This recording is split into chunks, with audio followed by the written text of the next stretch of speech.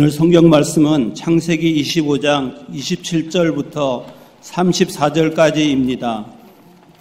그 아이들이 장성함에 에서는 익숙한 사냥꾼이었으므로 들 사람이 되고 야곱은 조용한 사람이었으므로 장막에 거주하니 이삭은 에서가 사냥한 고기를 좋아하므로 그를 사랑하고 리브가는 야곱을 사랑하였더라.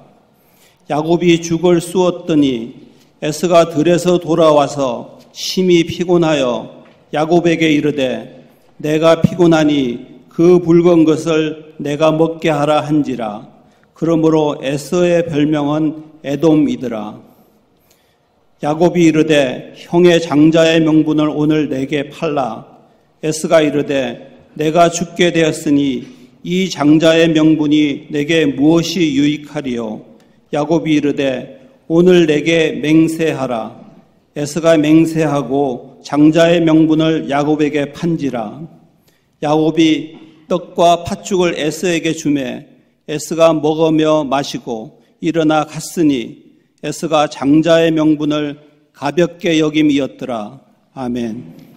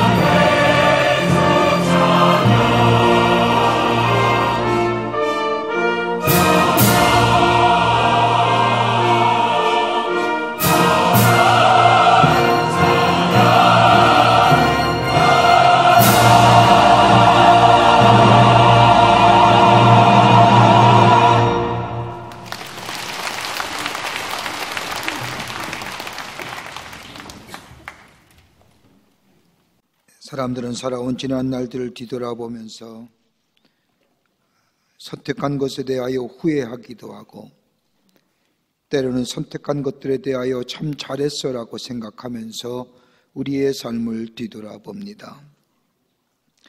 그런데 이러한 선택은 선택을 하게끔 하는 것이 있는데 그것은 다름이 아니라 내가 가지고 있는 가치에 의해서 선택하고 결정되어진다는 겁니다. 가치관에 의해서 선택하며 행동합니다. 근데 문제는 이러한 선택이 때로는 잘된 결과로 나타나기도 하지만 때로는 잘못된 결과로 우리 앞에 있었음을 경험합니다. 이런 경험에 의해서 앞으로 미래의 나의 선택이 잘 될 것이라고 하는 확신이 솔직한 마음으로 우리 가운데 없습니다. 그러기에 고민하고 그러기에 생각을 많이 합니다. 나의 가치는 무엇인가? 내 가치가 내가 가지고 있는 가치가 무엇인가를 바로 알게 될 때에 바른 선택과 결정을 통하여 좋은 결과를 만들어낼 수 있는 겁니다. 오늘 본문의 말씀을 보면 같은 부모에서 태어나고 같은 시간에 태어났으며 같은 환경 속에 살았던 두 사람의 모습인 야곱과 에서의 삶을 통하여 우리가 어떤 삶의 기준으로 선택하고 결단하며 살아갈 것인가에 대하여 하나님은 우리에게 말씀해 주십니다. 이삭에게는 에서와 야곱이라는 두 아들이 있었습니다. 엄마인 리브가의 뱃속에서 먼저 나갔다고 배에서부터 다툽니다. 에서가 먼저 나가자 야곱이 억울해서 에서의 발 뒤꿈치를 붙잡고 따라 나옵니다. 그래서 야곱의 이름의 뜻이 발 뒤꿈치를 붙잡고 나온 자입니다. 본문의 말씀을 보면 그들이 잘 성장했습니다. 27절의 말씀을 보면 그 아이들이 성장하매라고 하면서 에서에 관하여 얘기하기를 그는 익숙한 사냥꾼으로 될 사람이 되었고 야곱은 조용한 사람이 되었다고 기록하고 있습니다. 아마도 남자지만 딸처럼 가정에서 잘 자란 사람이 되었다는 것일 겁니다. 이쯤에 에서가 사냥에서 돌아올 때 야곱이 팥죽을 쓰고 있었는데 그 모습을 본 에서가 배가 고파 팥죽 한 그릇을 달라고 하자 야곱이 말하기를 당신이 가지고 있는 장자의 명분을 내게 넘겨주면 팥죽 한 그릇을 주겠다고 합니다. 이렇게 해서 거래가 성사되어 야곱은 팥죽 한 그릇을 에서에게 주고 에서의 장자권을 갖습니다. 단순한 사건처럼 보이지만 이 사건은 두 사람이 살아왔던 삶의 모습일 뿐만 아니라 저들의 미래의 삶을 송두리째 바꾸어 놓았던 것을 보게 됩니다. 민수기 30장 19절의 말씀을 보면 생명과 저주를 내 앞에 두었은즉 이라고 말씀하시면서 생명과 저주, 축복과 저주를 내 앞에 두었다는 겁니다. 이 말은 축복과 저주는 내가 선택하는 겁니다. 내가 축복을 선택하면 축복의 삶을 누리는 것이고 내가 저주를 선택하면 나는 사망을 이르게 한다는 겁니다. 그러니 내가 무엇을 선택하느냐? 우리 하나님은 우리의 삶이 하나님의 축복된 삶, 복된 인생으로 살아가기를 원하십니다. 예비된 축복을 누리는 복된 삶, 어떻게 하면 바른 선택을 통하여 하나님의 축복을 누리며 사는 하나님의 사람으로 살아갈 수 있을까요? 오늘 본문의 말씀을 통해서 몇 가지로 함께 말씀을 나누며 은혜 받기를 원합니다. 첫째는 신령한 것으로 선택하라는 겁니다. 물질적인 것보다 신령한 것을 먼저 선택하라는 겁니다. 오늘 31절의 말씀을 보세요. 야곱이 이르되 형의 장자의 명분을 오늘 내게 팔라고 말합니다. 에서는 자신의 어기잼배를 움켜쥐고 팥죽 한 그릇 먹기 위하여 자신의 장자권을 포기합니다. 본문의 말씀을 보면 야곱이 에서가 가장 많이 한 말, 피곤하다는 말입니다. 29절의 말씀을 보면 야곱이 죽을 쑤었더니 에서가 돌아와서 심히 피곤하여.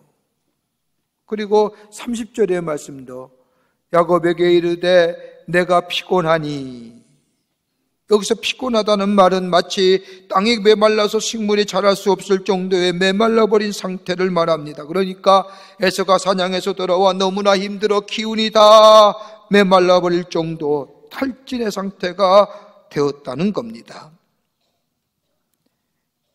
여기에 피곤하다 못해 한 걸음 더 나가 에서가 얘기하기를 32절에 에서가 이르되 내가 죽게 되었으니 허기가 져서 죽게 되었다는 겁니다.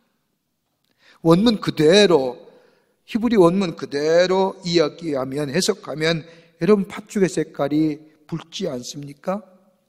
에서가 그 팥죽을 보면서 허기가 되어서 그 붉은 것, 그 붉은 것, 그 붉은 팥죽, 이런 얘기입니다. 허기가 져서 어쩔 줄 모르는 상태. 이 배고픔에 의하여 자신이 가지고 있는 장자권을 야곱에게 넘깁니다. 이것으로 끝난 것이 아니라 야곱에게 팥죽한 것을 얻어먹은 에서는 본문 34절의 말씀을 보면 그가 살아온 일생이 어떤 것이고 앞으로 살아갈 일생이 무엇인가를 명확하게 4개의 동사로 설명해 주고 계십니다. 34절의 말씀을 보면 야곱이 떡과 팥죽을 에서에게 주며 에서가 뭐하며? 먹으며 마시며 일어나 갔더라. 생각하고 하나님에 대해서 얘기하고 이런 얘기 한마디 없고 먹고 마시고 일어나 갔다. 다른 말로 말하면 팥죽 한 그릇 외에 더 바랄 것이 없다는 겁니다.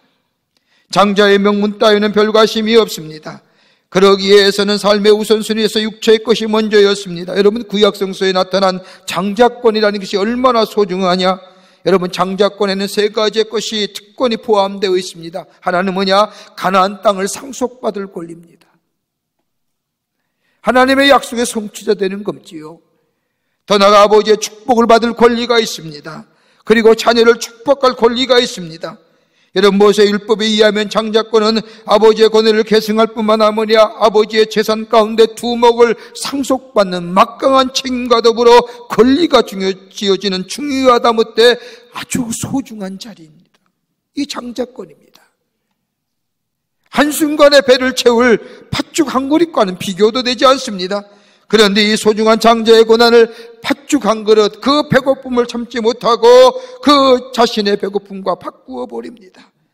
삶의 가치를 자신이 개가 부르고 물질적인 만족과 더불어 풍요로움에 더 가치를 두었다는 말입니다. 현실적이며 물질적인 문제에 소중한 장자의 고난을 내어버렸다는 겁니다.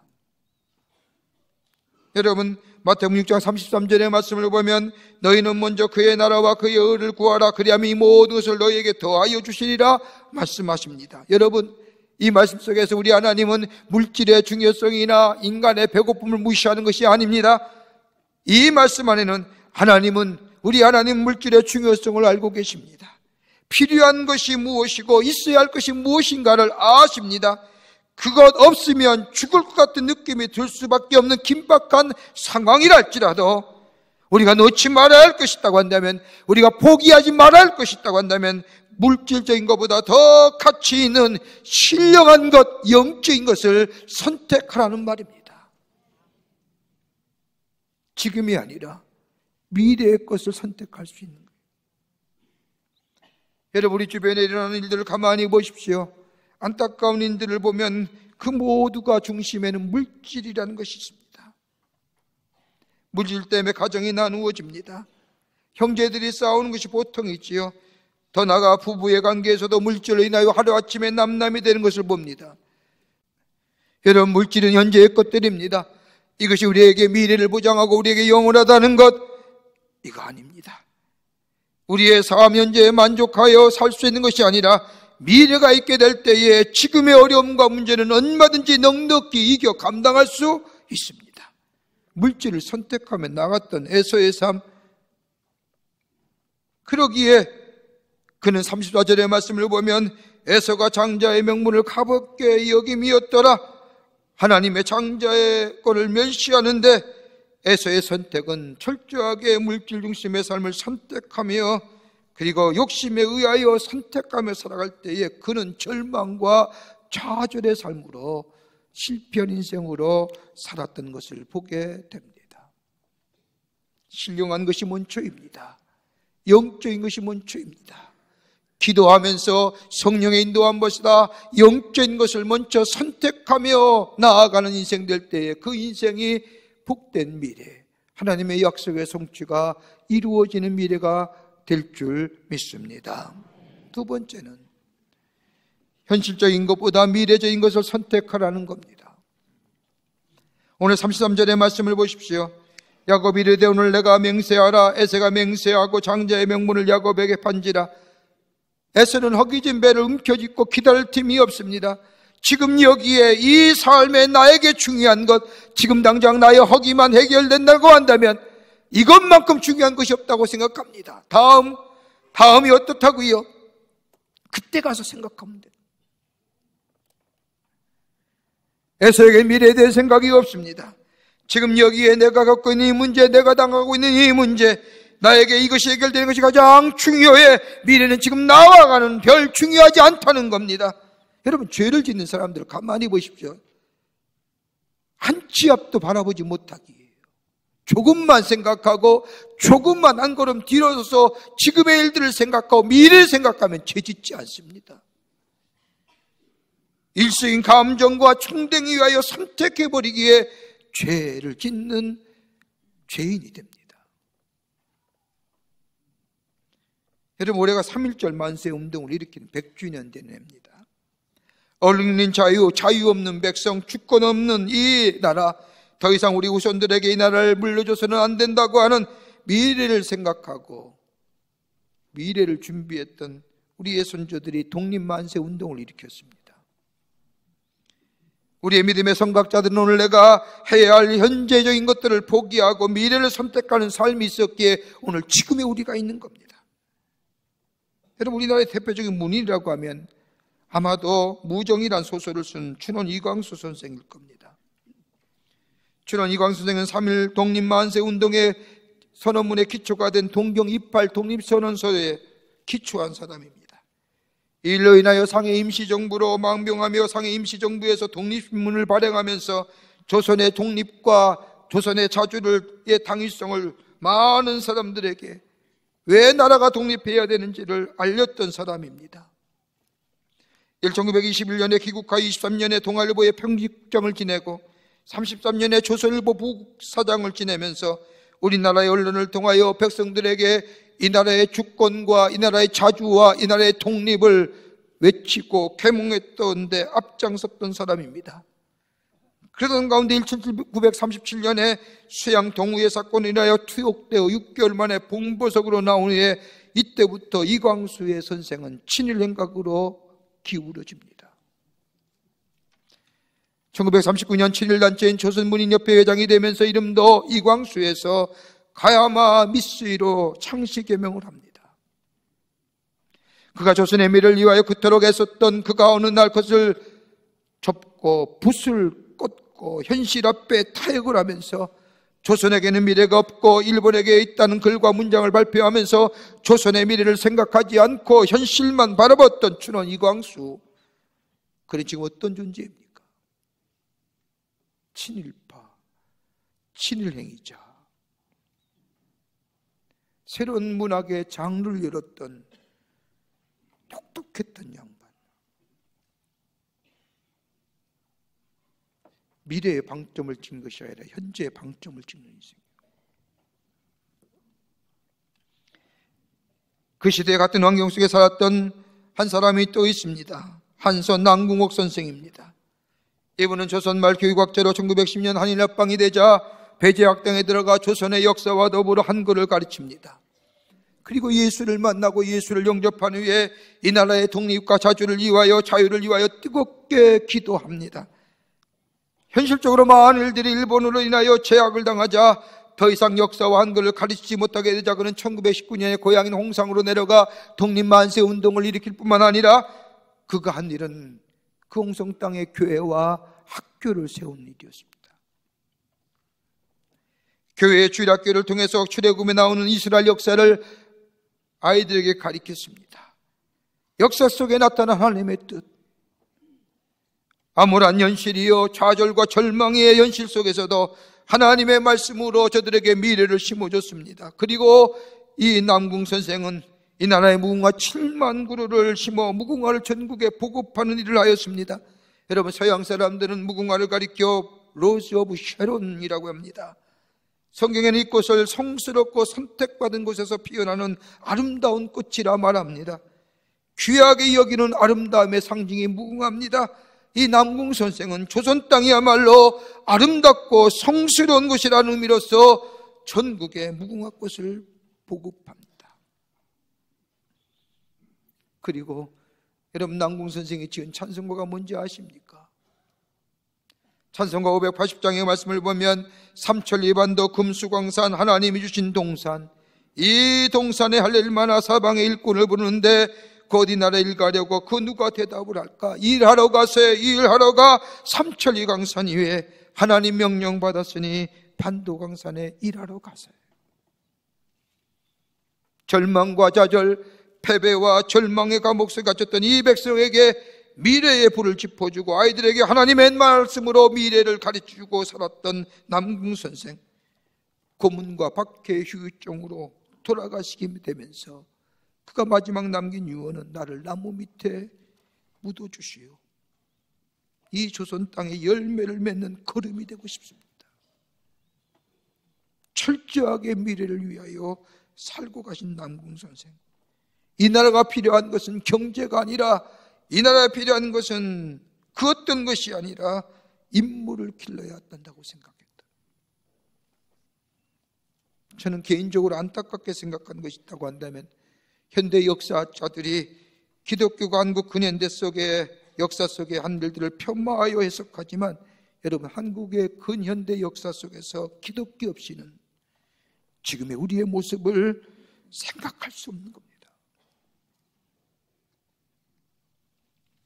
미래를 봤던 우리 믿음의 선조들이 이 땅에 있었기에 아무랬던 현실의 모습 속에 그냥 안주해버리고 주저앉아버린 것이 아니라 미래를 의뢰하고 바라보았던 그분들이 있기에 오늘 우리가 있음을 잊지 말아야 할 것입니다. 믿음이 무엇입니까? 하나님께서 우리에게 이루어 주실 것을 바라보고 오늘의 초점을 맞추는 것이 아니라 우리에게 이루어 주실 것을 바라보면서 미래에 초점을 맞추어 사는 것이 믿음입니다.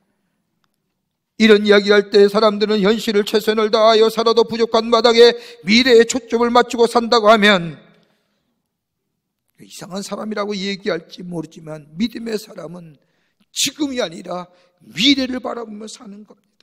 여러분, 지금의 세계에 지배하는 것이 무엇입니까? 지금 세계의 사조가 어떤 겁니까? 철저한 물질이요 실용주의입니다. 기업계의 경영의 마인드가 우리의 일상 속에 들어온 지 이미 오래고 모든 영역에서 지배합니다. 이것이 지금의 시대사조인 포스트 모더니즘과 함께하여 뭐라고 얘기합니까? 현재가 미래를 연다 얘기합니다. 그렇습니까? 현실이 미래를 엽니까?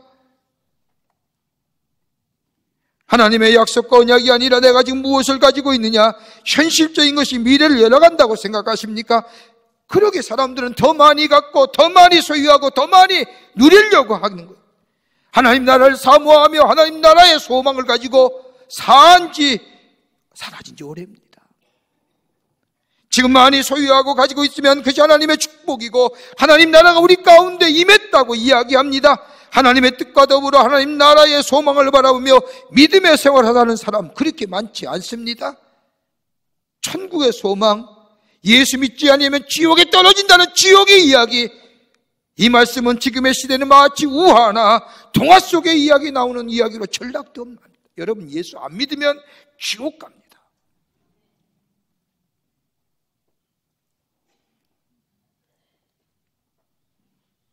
여러분, 우리의 삶은 하나님의 약속과 성취하심의 사이에 삽니다. 그 약속과 약속의 성취는 하나님을 바라보며 지금의 어려움과 문제를 바라보며 낙심하고 절망하는 것이 아니라 문제 가운데서도 하나님의 행하실 미래의 일들을 바라보며 용기 있는 걸음, 믿음의 걸음이 내디딜 때에 하나님의 미래의 약속의 성취는 우리 가운데 임하고 우리의 인생은 복된 미래가 됩니다. 이 걸음 걸어야 됩니다.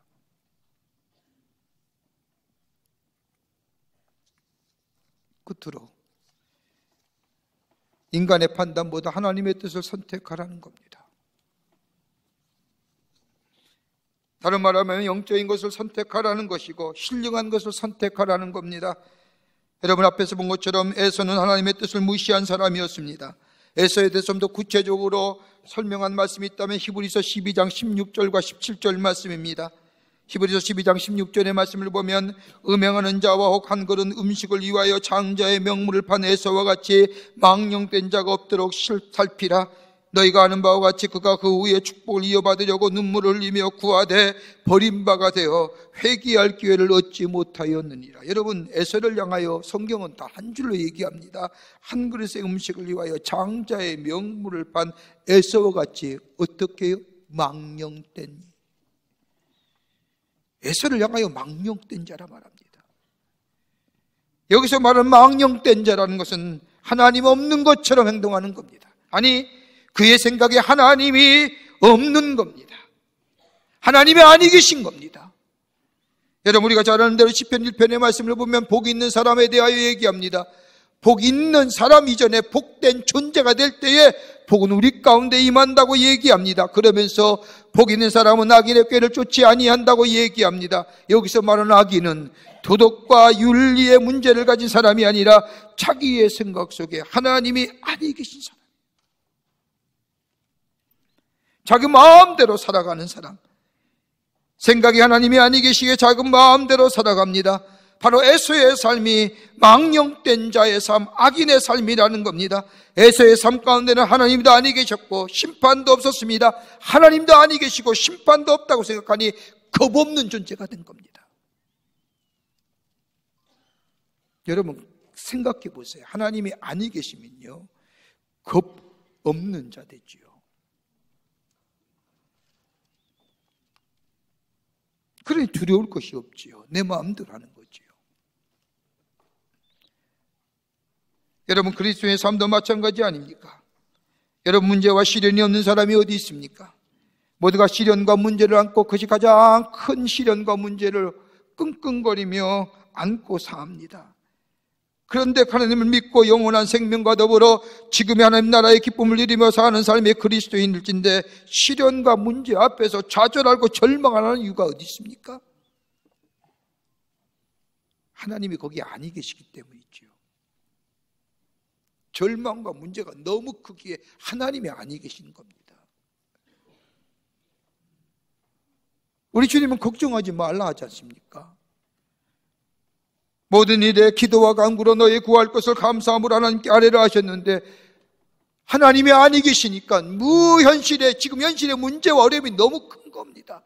그러기에 숨 쉴 수 없이 신음하며 사는 거 아닙니까?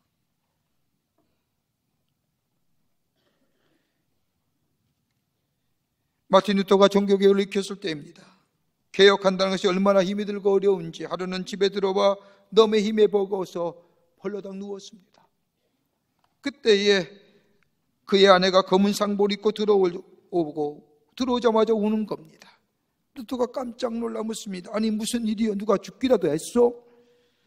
그자 그의 아내가 대답하기를 하나님이 돌아가셨습니다. 아니, 무슨 얘기요? 하나님이 돌아가시다니?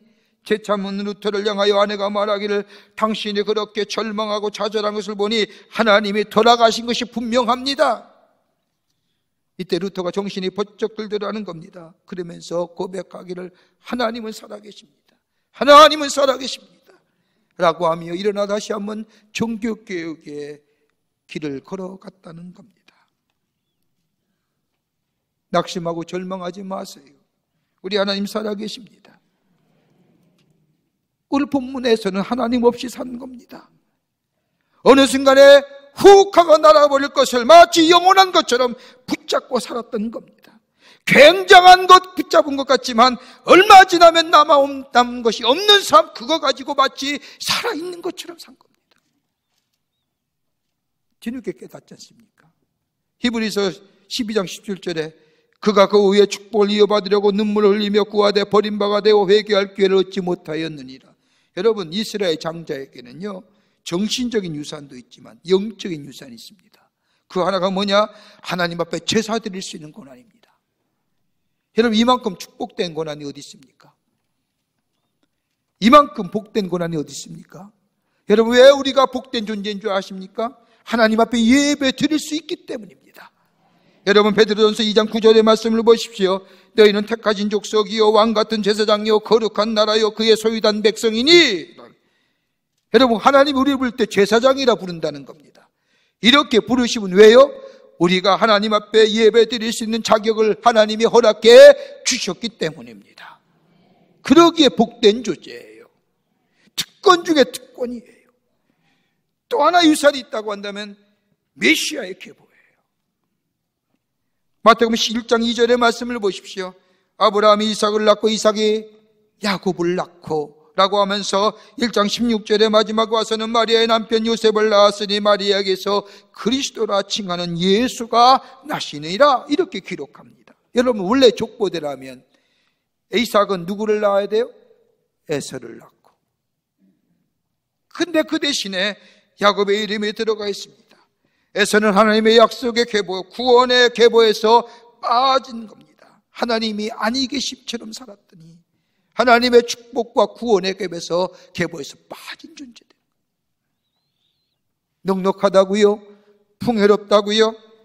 아니면 문제가 있고 때로는 어렵다 해서 하나님이 아니 계신처럼 살아가는 것? 아닙니다.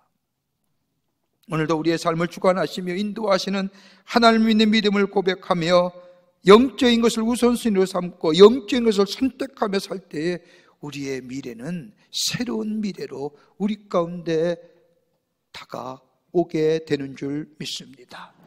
여러분 창세기 말씀 보세요. 하나님은요, 하나님의 택하신 사람이 하나님의 뜻 가운데 선택하지 못하고 이기적으로 임의적으로 선택하며 살면 하나님은 그에게 뭐예요? 디스플린 하세요. 연단시키세요. 여러분 한번 보세요. 창세기 말씀을 보면 이삭에게 각인된 지워지지 않는 신앙이 하나 있습니다. 그건 다름이 아니라 여호와 이레의 신앙입니다.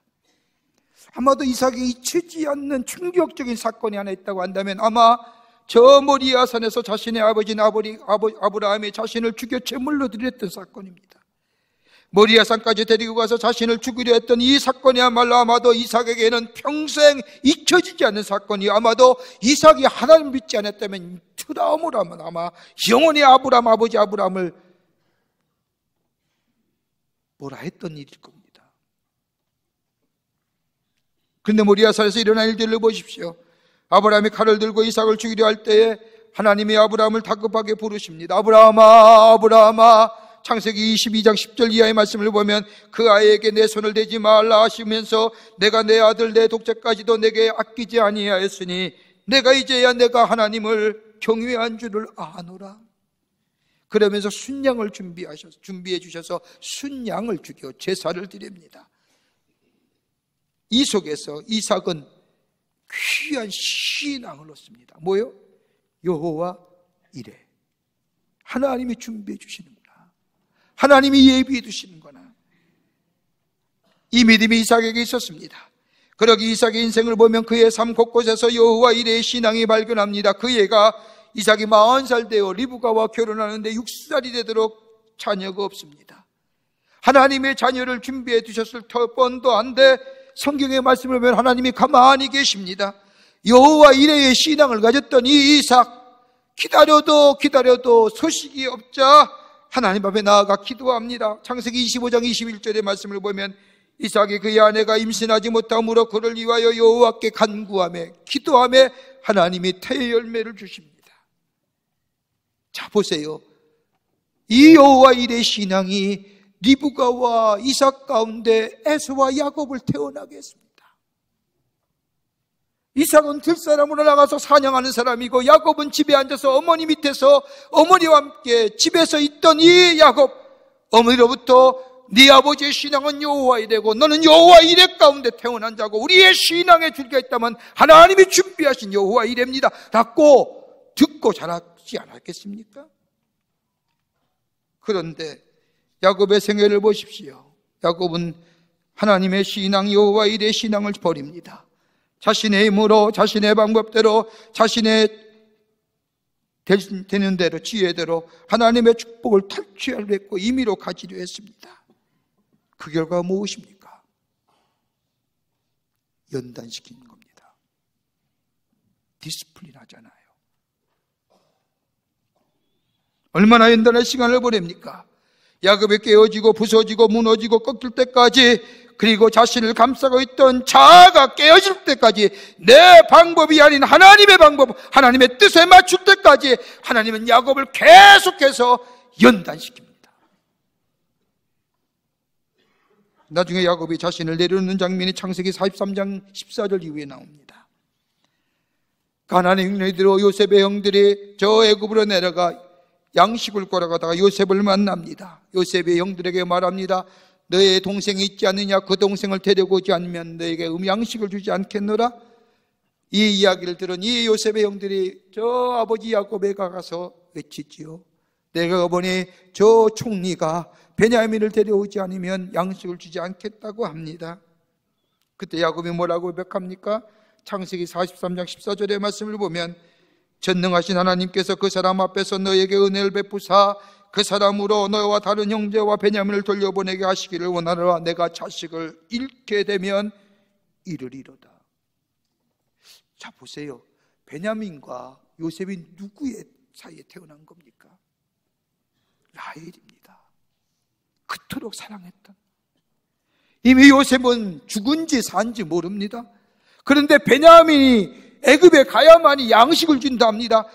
베냐민이 내려가면 죽을지 살지, 돌아올지 돌아오지 못할지 그 길을 알지 못합니다. 그럼에도 불구하고 움켜쥐고 포기하지 않았던 야곱이 내가 자식을 잃게 되면, 아니 이 자식을 데려간다면 순종하고 따르겠나이다. 철저한 마지막 자기 부정입니다.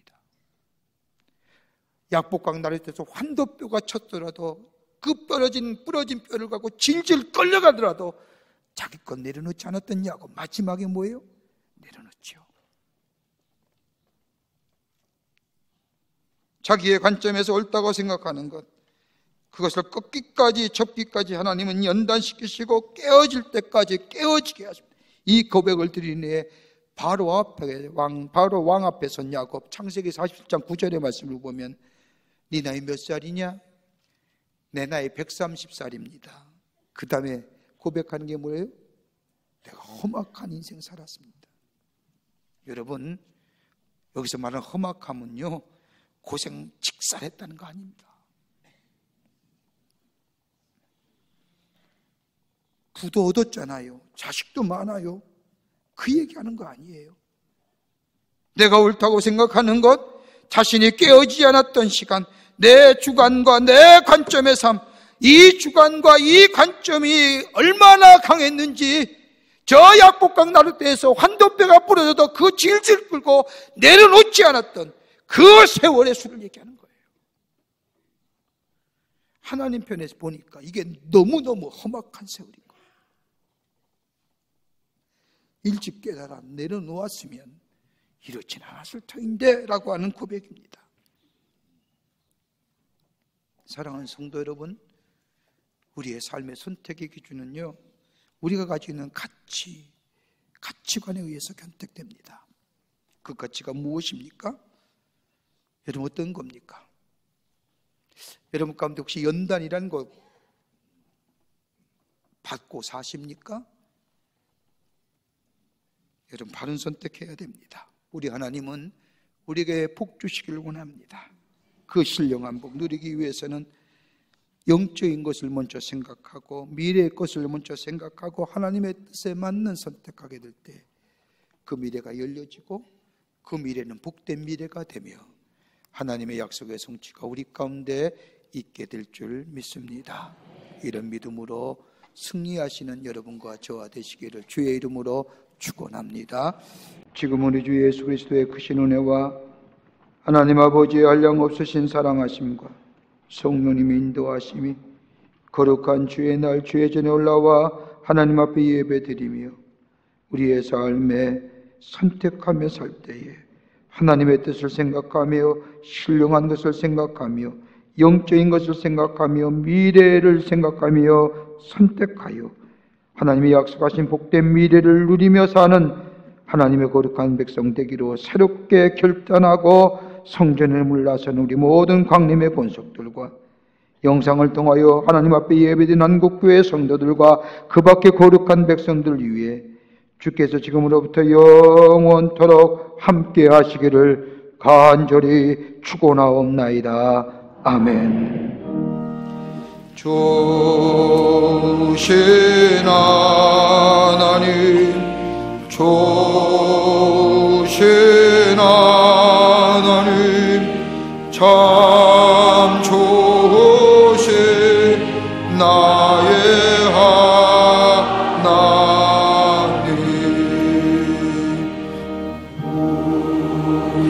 우리의 예배를